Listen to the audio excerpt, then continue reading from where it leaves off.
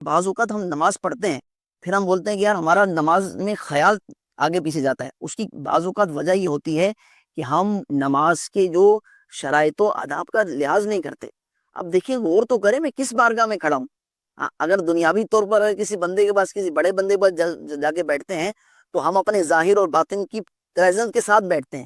یار آج مجھے موقع ملا ہے، آج اتنی بڑی شخصیت کے پاس حاضر ہوں، آج اتنی بڑی شخصیت سے بات کرنے کا موقع ملا ہے. تو نماز جو ہے یہ مومن کی معراج ہے.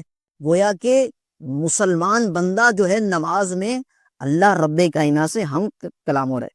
ٹائم بھی آپ نے جس طرح بات کی نا کہ نماز میں حاضر نہ ہونا دماغی طور پر، تو اس کے لیے کیا کرنا چاہیے، کون سے اسٹیپ لینے چاہیے تاکہ اللہ کے ساتھ ایک کنیکشن جڑ جائے؟ اس کے لیے جو ہے نا وہ آپ پہلے اس پر غور کریں کہ جو میں نماز پڑھ رہا ہوں کہ عین طریقہ کار کے مطابق ہے نہیں. یعنی جو شرائط پائی جاتی ہیں، جی ہاں نماز سے پہلے شرائط بھی ہوتی ہیں، نہیں پتہ ہمارے نمازیوں کو. نماز کے فرائض بھی ہیں، 6 شرطیں بھی ہیں، 7 فرائض بھی ہیں. شرطیں کیا ہوتی ہیں؟ کسی بھی کام سے پہلے ہوتی ہیں. آپ اور میرے میں کوئی معاہدہ طے ہوا، کیا ہوگا؟ پہلے ہونا ضروری ہے. اس کی شرائط کا لحاظ کرنا ہے، اس کے فرائض کا لحاظ رکھنا ہے، اس کے واجبات کا لحاظ رکھنا ہے، اس کے مکروہات کا لحاظ رکھنا ہے.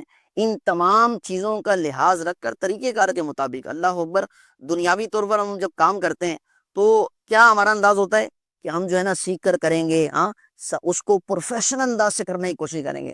یار میں کس طرح اس میں خوبی لا سکتا ہوں. آپ ماشاءاللہ جو سلسلہ کر رہے ہیں اللہ آپ کو برکت عطا فرمائے.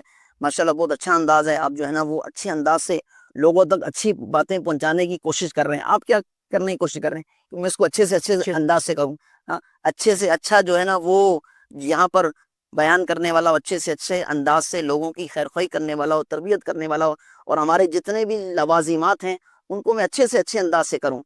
کر رہے نا، اور آہستہ آہستہ ماشاءاللہ آگے بڑھ رہے ہوں گے. تو جب ہم دنیاوی طور پر جو کام کرتے ہیں اس کے سارے لوازمات کا لحاظ رکھتے ہیں، تو اسی طرح اللہ کریم نے جو ہم پر فرض کیے ہیں صرف فرض کر کے چھوڑ نہیں دیا، بلکہ پیارے حبیب صلی اللہ علیہ وسلم نے، قرآن نے ان تمام کی رہنمائی فرمائی ہے. نماز پڑھنی تو اس کا یہ انداز ہونا چاہیے، روزہ رکھنا ہے اس کا طریقہ کار یہ ہے، اس میں یہ پابندیاں ہیں، یہ چیز بچنی ہے.